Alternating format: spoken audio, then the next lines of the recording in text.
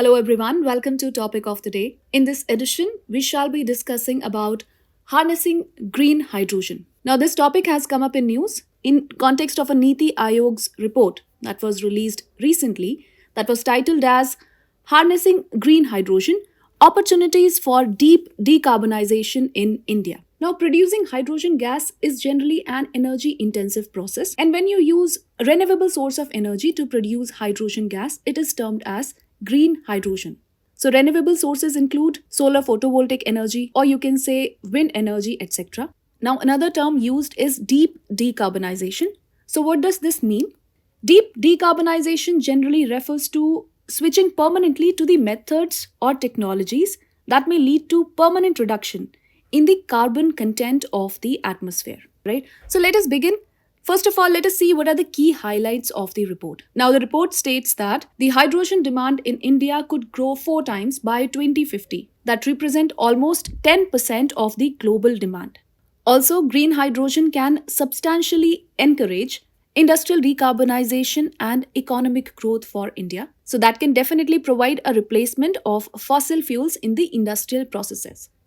Now, another thing in the report is that 3 hydrogen corridors should be developed across the country that will be termed as the green hydrogen corridors. And further, it also talks about labeling and market development. That is to initiate green hydrogen standards and a labeling program as well. Now, there are also some of the suggestions mentioned in the report. The first one is about the near-term policy measures.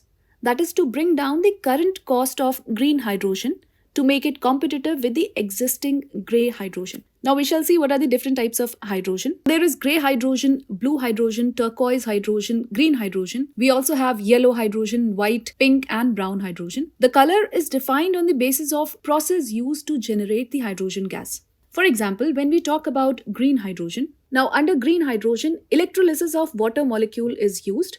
That means splitting up of water molecule to get the hydrogen gas. But as this is an energy intensive process, the energy used is a renewable source of energy. For example, the solar photovoltaic energy or the wind energy. So this is termed as green hydrogen. Now similarly, we have a yellow hydrogen. This involves the process of using the grid energy, the power grid energy, for electrolysis of water to extract hydrogen gas. Another one is brown hydrogen, wherein the hydrogen is extracted from fossil fuels, especially coal, and this generally uses a method that is known as coal gasification. Another one is pink hydrogen, wherein we use nuclear energy for electrolysis of water.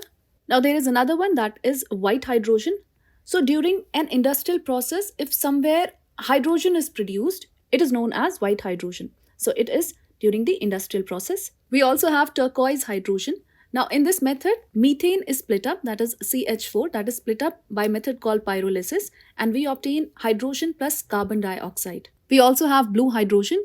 Now in this method, natural gas is split into hydrogen and carbon dioxide, either by steam methane reforming, that is SMR, or by autothermal reforming. And the carbon dioxide that is generated in this process, as we know, carbon dioxide is a greenhouse gas. In this process, 85 to 95% of the carbon dioxide is stored underground. Similarly, in this very process, when the carbon dioxide that is generated is released in the atmosphere, it is known as grey hydrogen. So as CO2 is released in the atmosphere, we can say that grey hydrogen is harmful for the atmosphere. Now let us go back to the suggestions mentioned in the report. So this will also create opportunities around research and development and also manufacturing of the components. Now further on, as we know that hydrogen is a zero carbon fuel, so a globally competitive green hydrogen industry can lead to increased exports in green hydrogen and hydrogen embedded low carbon products. Now let us discuss a bit further about green hydrogen. So as we know, it is produced using renewable sources of energy by a method known as electrolysis. That means splitting the water molecule into hydrogen and oxygen.